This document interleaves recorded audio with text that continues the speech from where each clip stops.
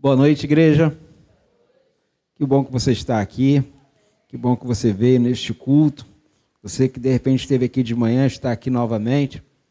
Nós estamos aqui agradecendo a Deus por mais uma oportunidade que Ele nos concede de estarmos falando uma palavra concernente à palavra que Ele nos deixou através de seus profetas, através dos apóstolos, através de todos os discípulos que seguiram o Senhor e nos relataram grandes feitos que o Senhor realizou no passado e continua realizando hoje ainda para nós.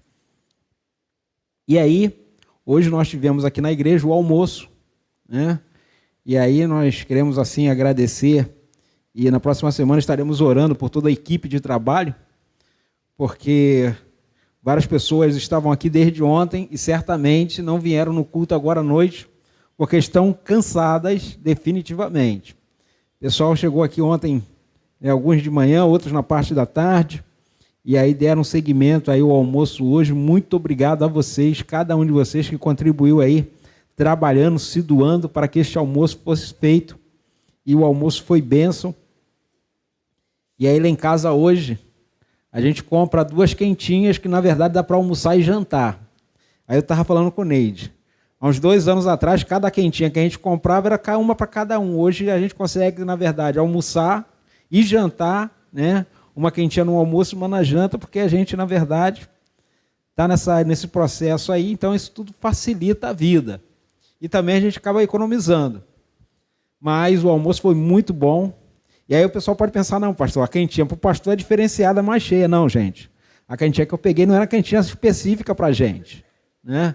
É uma quentinha que todo mundo levou. Então, assim, nós conseguimos dividir ali a comida bem, comi, não fiquei com fome, e a quentinha estava bem servida mesmo, né? Então, obrigado a toda a equipe de trabalho aí pela dedicação, e certamente Deus continua nos abençoando nesse processo. E aí estamos aqui nesta noite, noite de Santa Ceia, de nos aproximarmos da mesa do Senhor, lembrando sempre do sacrifício de Cristo na cruz por mim e por você. Então é um dia de nós memorizarmos, trazermos à memória aquilo que o Senhor nos falou através da ministração da Santa Ceia. E aí eu queria que você fechasse seus olhos nesta noite. Nós vamos estar orando, pedindo ao Espírito Santo de Deus que faça aquilo para o qual Ele foi designado, a nos conduzir a toda a verdade, nos indicar a verdade e nos colocar neste lugar, para nós estarmos aprendendo do Senhor aquilo que Ele quer revelar ao nosso coração. Então nós, nesta noite, estaremos orando para que o Espírito Santo esteja penetrando em nossos corações e revelando toda a verdade daquilo que será ministrado nesta noite. Querido e amado Deus, nesta noite nós já chegamos a Ti, na certeza e na convicção de que o Senhor cuida de nós, de que o Senhor tem preparado o melhor para nós, para nossas casas, para nossas famílias. Grande é o Teu poder no nosso meio, nós te agradecemos pela Tua infinita bondade que nos acompanha. E tudo que fizermos aqui, nesta noite, seja para a honra e glória do Teu nome. Nós te agradecemos pelo Teu bem, pelo Teu favor, pela Tua misericórdia que nos acompanha a cada dia. Nós te agradecemos no poderoso nome de Jesus. Amém e amém. Gostaria que você abrisse sua Bíblia, carta do apóstolo Paulo à igreja de Colosso, carta aos Colossenses, no capítulo 1. Carta aos Colossenses, capítulo 1.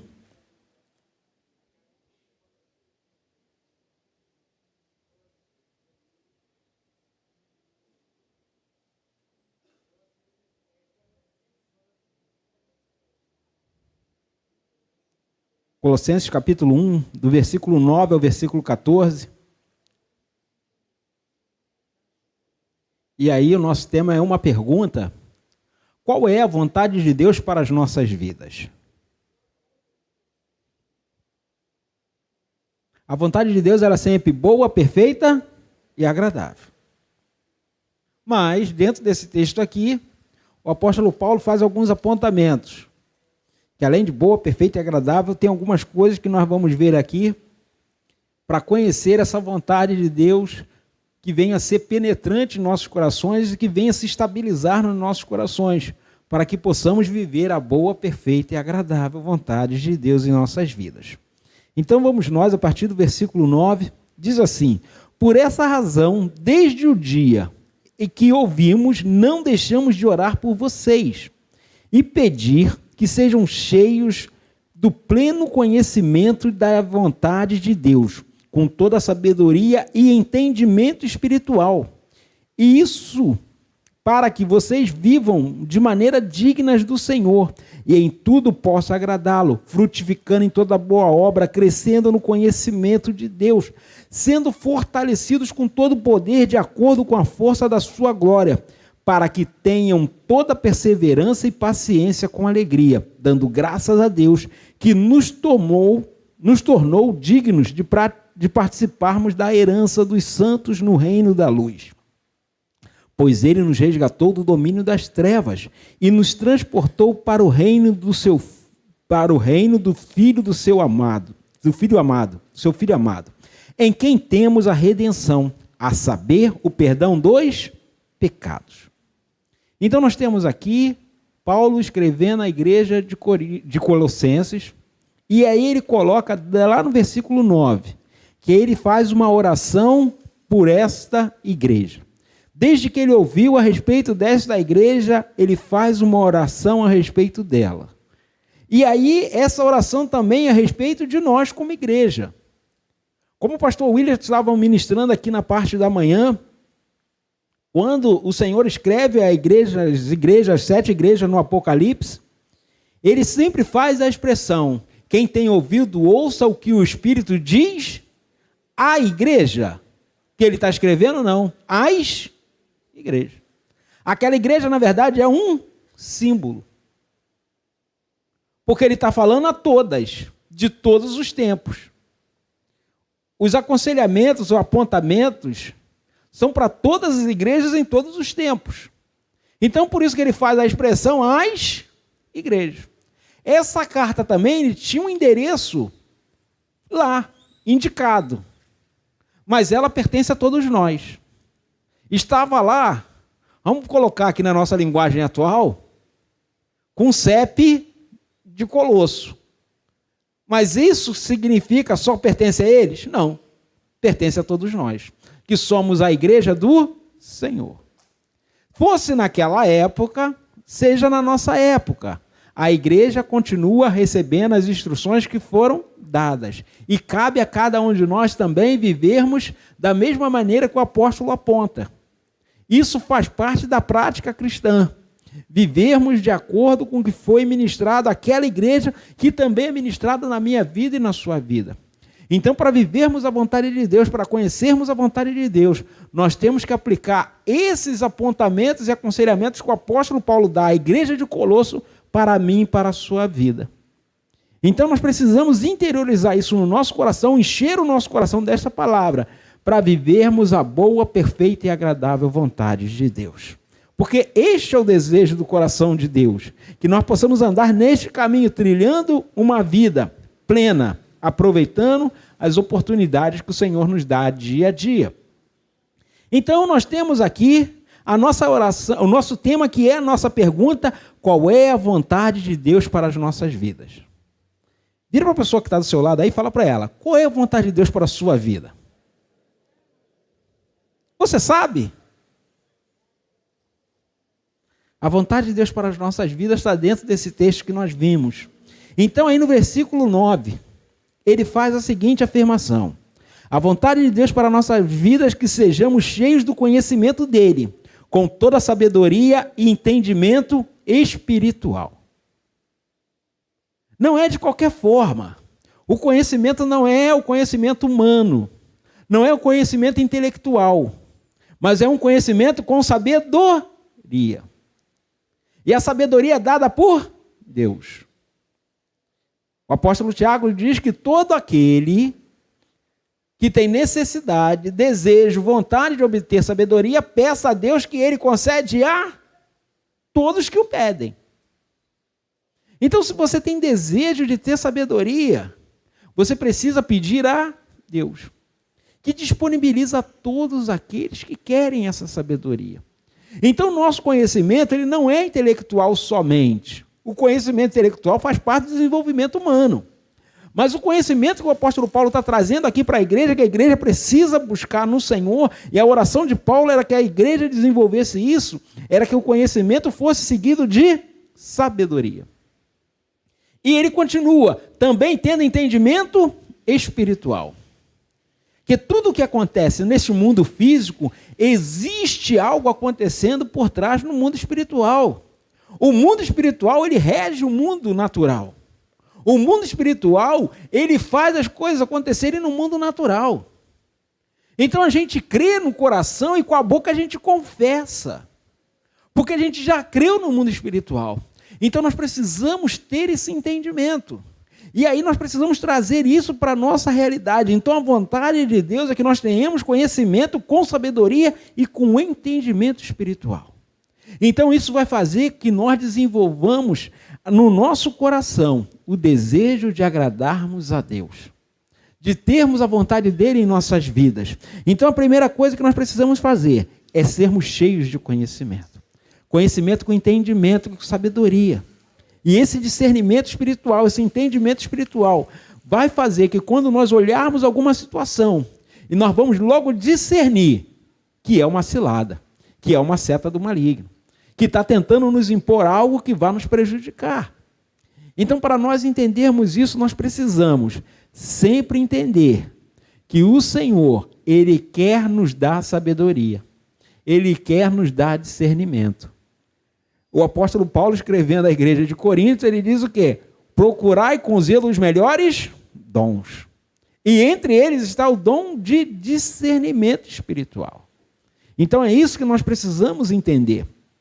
Então, a vontade de Deus para as nossas vidas, o segundo tópico nosso aí, que está no versículo 10, que ele diz assim, isso para que vocês vivam de maneira digna do Senhor, em que tudo possa agradá-lo, frutificando em toda boa obra, crescendo no conhecimento de Deus. Então a segunda coisa que o Senhor a vontade de Deus para as nossas vidas é que vivamos de maneira digna, frutificando em toda boa obra, buscando agradar a Deus em tudo. A gente não pode querer agradar a Deus só naquilo que nos favorece, naquilo que nos ajuda, naquilo que nos é conveniente. Mas precisamos agradar a Deus em tudo. Vivendo de maneira digna, frutificando em toda boa obra. Aonde nós formos, precisamos dar fruto. E esse fruto precisa permanecer. Frutos que realmente sejam dignos de mostrar que somos realmente filhos de Deus.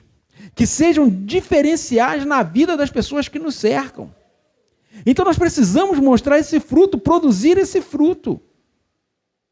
Porque o fruto do Espírito, quem produz somos nós. Quem desenvolve somos nós, ele está disponível para todos. Ele pertence a cada um de nós.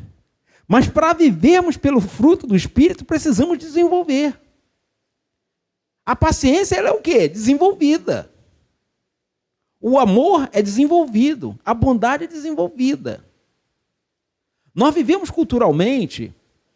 E aí, quando nós estudamos a literatura, depois da Revolução Francesa, a gente passa a ter o romantismo.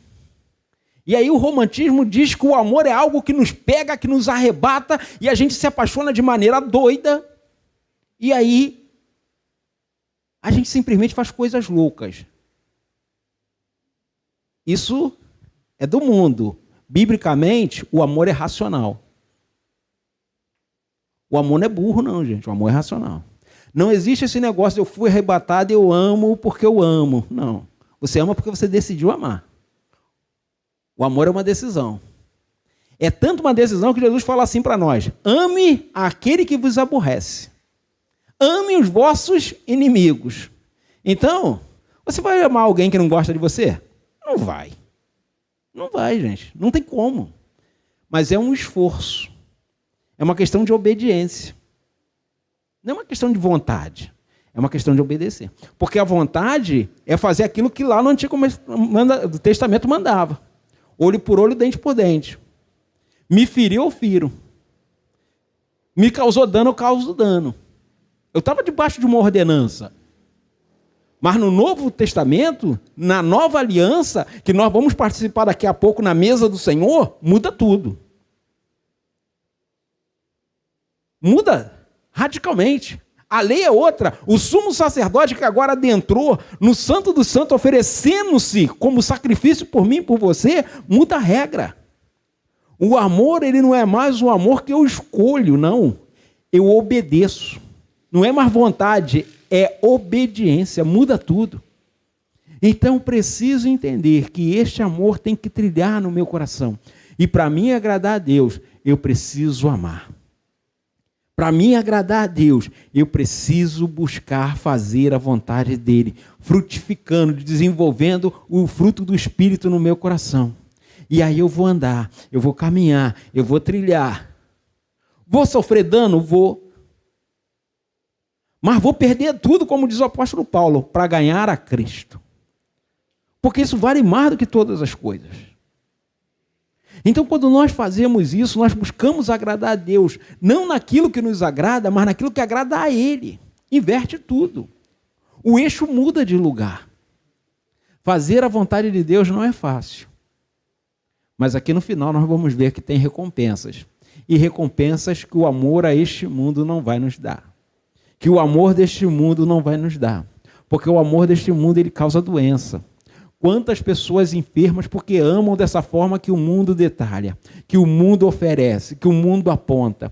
Quantas pessoas com tantas síndromes porque amam de acordo com o que este mundo prega e não de acordo com o que a palavra diz.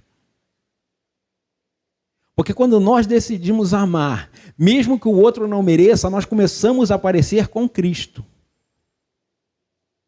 Cristo demonstrou o seu amor para conosco, morrendo na cruz, sendo nós ainda pecadores. E o apóstolo Paulo fala, se Deus fez isso por nós, quando nós éramos inimigos dele, imagine agora que nos tornamos amigos mediante o sacrifício de Cristo na cruz.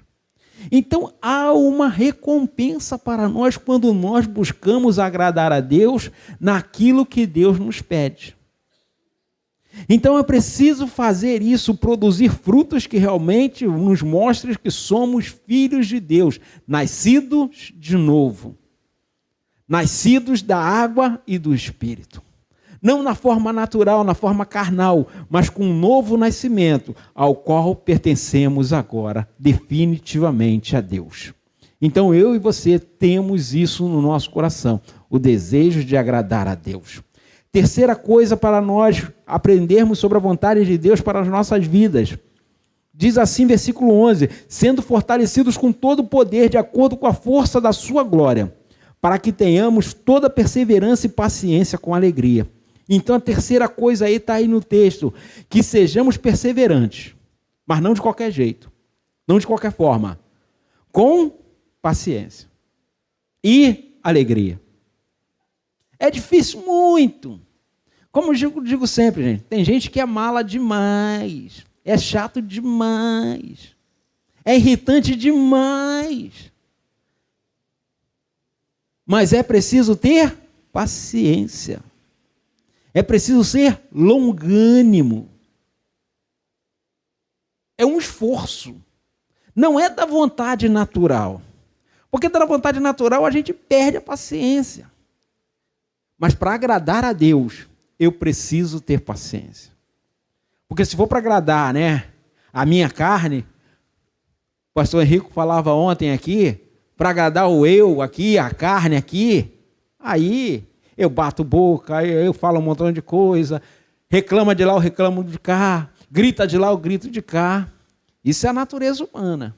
Agora, para mim refletir a natureza de Cristo em mim, que agora habita em mim, através do novo nascimento, aí muda tudo. Gritou lá, eu tenho que falar baixo aqui.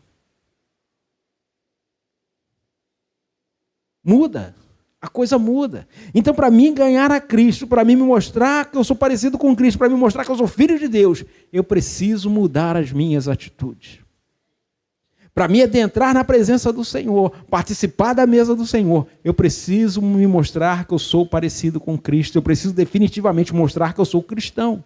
Porque a palavra cristão é aquele que é parecido com Cristo, aquele que reproduz aquilo que Cristo faz. E nós não éramos merecedores deste amor que nos amou. Mas mesmo assim, Cristo fez o sacrifício por nós. não merecíamos, mas ele decidiu, por vontade própria, se entregar por mim e por você, como uma oferta que fosse agradável a Deus, que pudesse nos levar a sermos aceitos na presença do Pai. Então eu e você precisamos ser perseverantes, com paciência, fortalecendo no poder do Senhor. E é isso que precisamos aprender todos os dias para vivermos a boa, perfeita e agradável vontade de Deus. É um esforço, não é fácil, mas precisamos viver desta forma.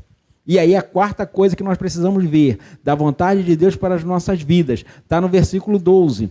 Dando graças a Deus que nos tornou dignos de participar da herança dos santos no reino da luz. Começa o negócio a melhorar. Até então vinham algumas condições. Esvaziarmos de nós mesmos, jogarmos essa natureza carnal fora, para vivermos no Espírito. Aí agora ele começa aqui a nos dar recompensa. Eu não falei que no final tinha recompensa, gente? Você faz um esforço, você faz um sacrifício, você se doa, você se esvazia. Não é fácil você fazer isso. Porque você nasceu neste mundo, você está impregnado com as coisas deste mundo. Mas aí aqui a palavra diz, aqui nós cantamos, o sangue de Cristo nos purifica, ele nos lava, ele tira esse ranço deste mundo, a natureza deste mundo. Mas o mundo está o tempo todo querendo nos estragar, querendo nos seduzir. E o mundo é fera em nos seduzir, é fera nos tentar puxarmos de volta para ele. Mas nós precisamos entender que o Senhor está com a mão estendida para nós, com a sua mão forte nos puxando deste mundo, nos restaurando todos os dias. E todos os dias nós precisamos nos converter para voltarmos à presença do Pai. E aí ele começa aqui a falar para nós das recompensas aqui, ele começa a dizer para nós. No versículo 12 aí, dando graças a Deus, porque ele nos tornou dignos de participar da herança dos santos no reino da luz. Então, o quarto ponto aí da vontade de Deus para nós é que demos graças a Deus, pois nos tornou dignos de sermos herdeiros da luz. Oh, coisa boa, gente. Você pode dar um glória a Deus, porque você é herdeiro desse trono, você é herdeiro deste lugar, você é herdeiro deste reino. Fomos tirados lá do reino da morte, agora estamos no reino da vida. Essa é a parte boa. Nós fazemos um esforço para vivermos em paz, para buscarmos a paz com todos. Não é com alguns não, gente. O apóstolo Paulo, quando ele escreve aos Romanos, buscai a paz com quem é gente boa? Com quem é legal com você? Com quem é maneiro? Com quem é fácil de se lidar? É isso que o apóstolo Paulo diz. Buscar a paz com todos. Aquele que é casca grossa, que é carne de pescoço, buscar a paz com eles também. É difícil, mas você precisa fazer um esforço de buscar a paz com todos. E aí ele continua dizendo, o Senhor nos fez dignos de participarmos da presença dele, do reino dele. E aí nós não temos como pagar. Sabe por que nós não temos como pagar? Porque já foi pago. A conta já foi paga. A gente entrou no 0800. E esse 0800 é 0800 mesmo. Mas para Cristo teve um preço muito alto. O preço do sangue dele derramado. E nós entramos debaixo desse sangue, somos lavados e purificados, remidos, para vivermos na plenitude do amor de Deus em nossas vidas. Então eu e você somos chamados, quando formos participar da mesa do Senhor, esvaziarmos os nossos corações, esvaziar a nossa mente, nesse tempo presente, havendo alguma coisa que nos impeça de estarmos na presença de Deus como participantes da mesa, do sacrifício de Cristo na cruz, que teve que anular a sua própria vontade. Porque tem gente que acha que Cristo chegou lá, se entregou na cruz, foi muito fácil. Não foi não, gente. Você precisa ler mais a palavra. Olha o embate que Cristo teve lá no Getsêmani. O embate foi tão terrível, da parte carnal de Cristo também, gritando, não querendo se entregar, que o corpo dele reagiu. Quando você lê que o Senhor sua sangue lá, isso é uma reação do corpo. Porque a parte humana não quer cumprir o propósito de Deus. Porque havia em Cristo também a parte humana, que não queria cumprir o propósito de Deus, como eu e você. Imagina, você morrer por um bando de gente ingrata. Um bando de gente que num dia, num domingo, está te chamando de rei, querendo te coroar rei. 5 dias depois, essa mesma gente está mandando te matar. Olha a gente, olha o povo, olha a galera com quem Cristo andava. Cristo andava com 12 camaradas próximos. Um vende ele. Os outros 10, quando ele é preso, todo mundo some. Não ficou ninguém. Aí a Bíblia diz que João acompanhava o Senhor de longe. Não ficou ninguém. Olha a galera que Cristo andava. Você acha que foi fácil para Cristo? E lá no Getsêmani ele mostra os sinais que não estava sendo fácil. Porque se fosse fácil, Cristo ia estar lá no Getsêmani tomando água de coco, gente. Não, ele estava orando. Aí chamou 3 camaradas, vamos ali orar comigo. Aí Cristo vai, vou ali e já volto. Aí Cristo está lá orando, quando Cristo volta, os caras estão como?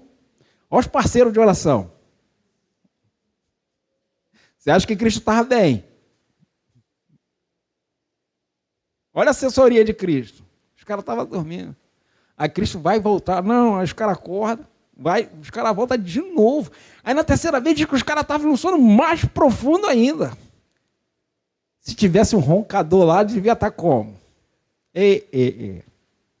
Roncando, babando. Aí Cristo volta. Vocês não podem velar comigo 1 hora sequer.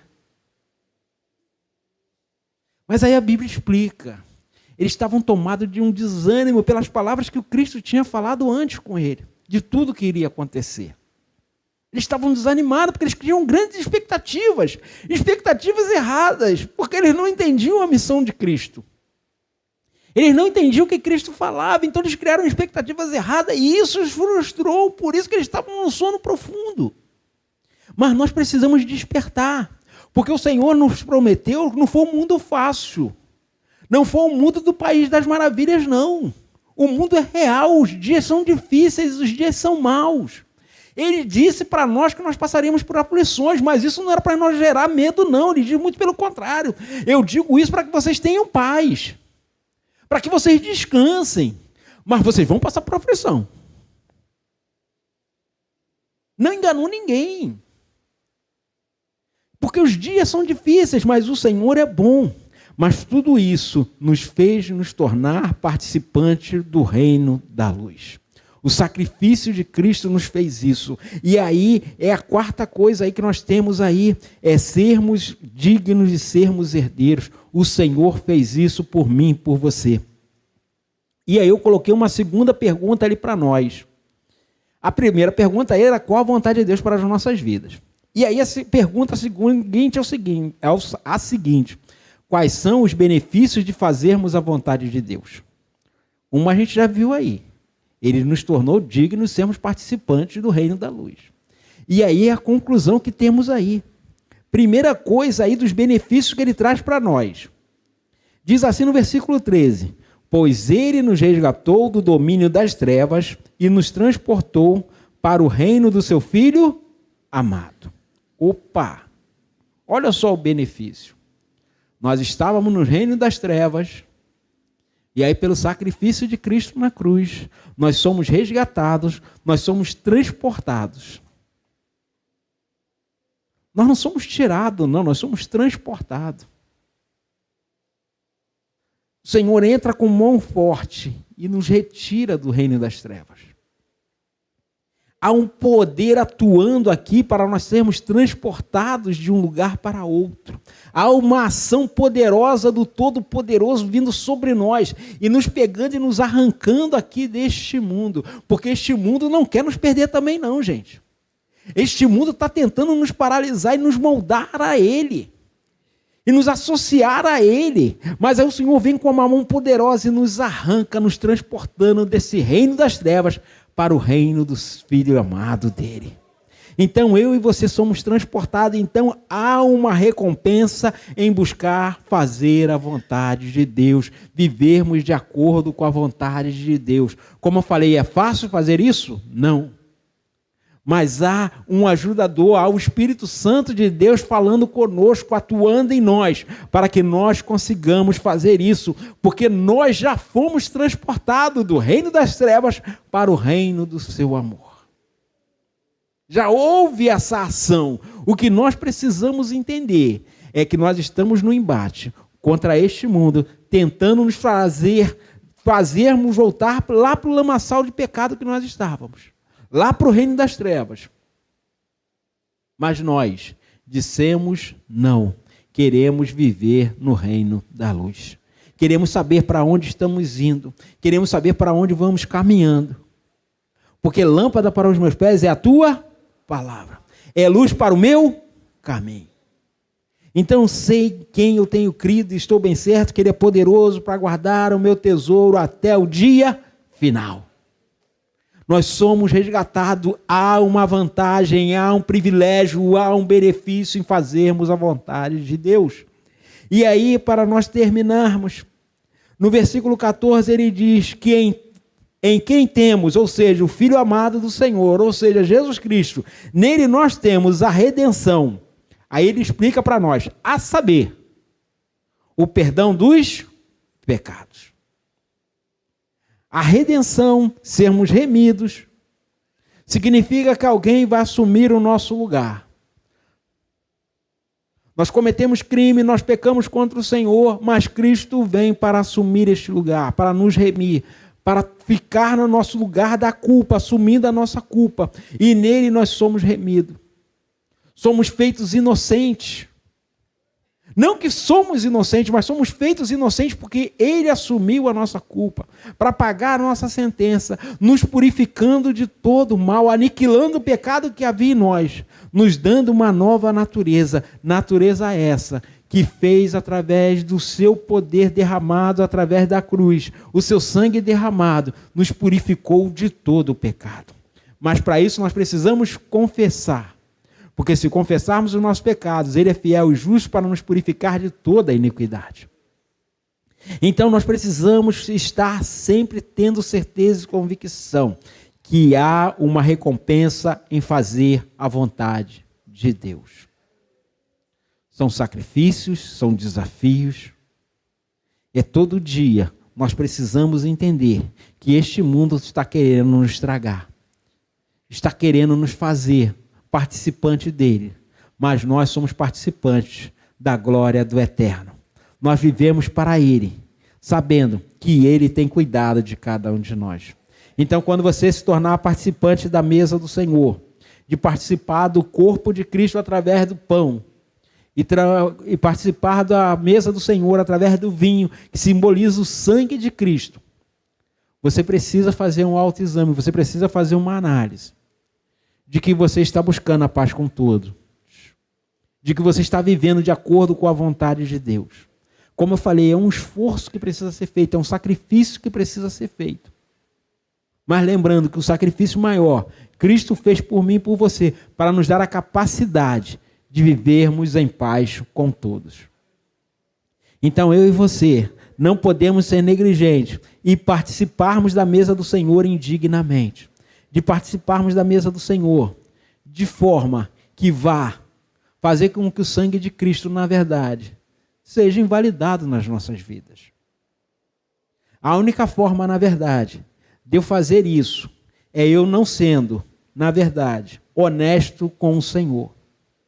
E aí não, vou tomar a Santa Ceia, porque senão o que o pessoal vai falar de mim, vai dizer de mim? E aí eu pergunto a você, você vai participar indignamente, o que o Senhor vai pensar de você? Porque Jesus fala assim, não, rapaz, não tem aquele que pode pegar você e te matar, não. Esse aí é o de menos. Tenha temor e medo daquele que pode matar você e te lançar no inferno. Só tem um que é Deus. É desse que tem medo. Tem gente que pensa que ele está falando do diabo, gente. O diabo não tem esse poder de matar você, não. E nem muito menos te lançar no inferno. Ele está falando do próprio Deus. É Deus que nós temos que temer. Porque o diabo não pode lançar ninguém no inferno. Primeiro que nem lá ele está ainda. Ele vai ser lançado no inferno. Então ele não tem poder para lançar ninguém, não. Se você pensa assim, você precisa fazer Apocalipse. Tá? Que ele vai ser lançado também. Então quem pode te lançar no inferno é o próprio Deus. É ele que você tem que temer. Então quando eu participo da mesa indignamente, pensando que o outro vai pensar, não. Eu tenho que fazer as coisas lembrando, Deus está me vendo. É Deus que está vendo todas as coisas. Então eu não posso falhar com ele. É dele que eu tenho que ter medo, de fazer as coisas fora da vontade dele, de fazer as coisas fora do olhar dele.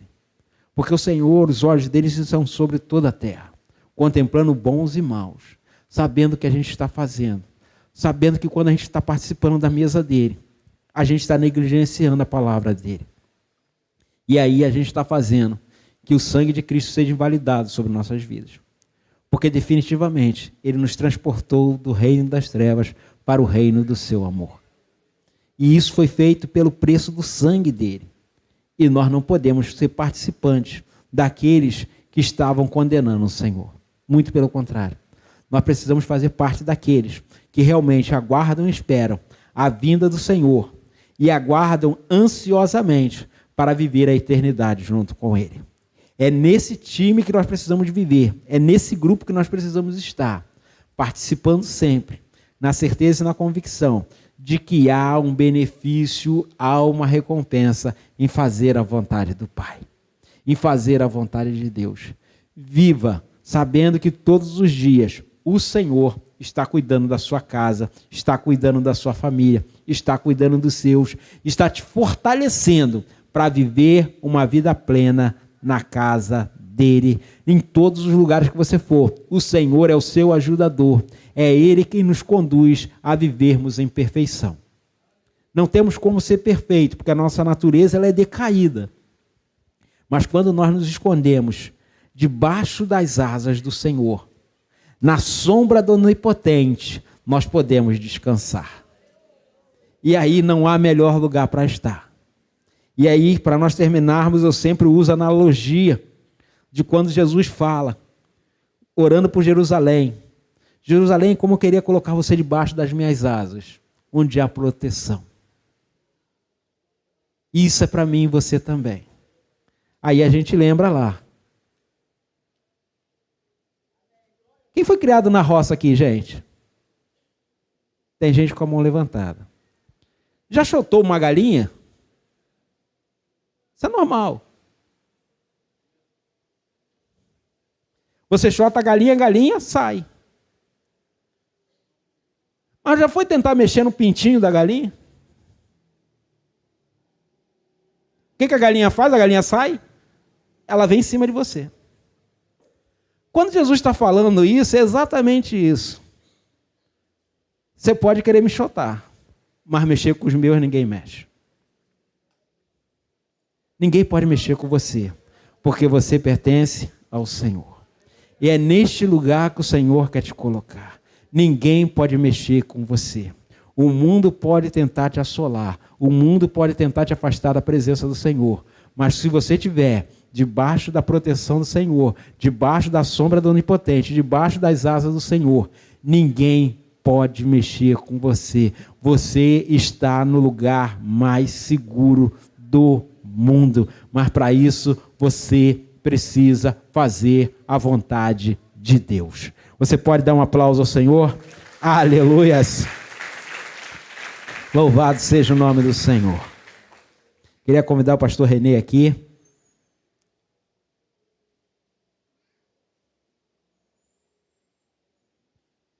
Nós estaremos agora ministrando a Santa Ceia do Senhor. E aí você que veio de manhã e veio agora também, não se preocupe, você pode participar da mesa do Senhor. Nós estamos aqui para fazer isso. Então, vamos dar continuidade aqui nesta noite.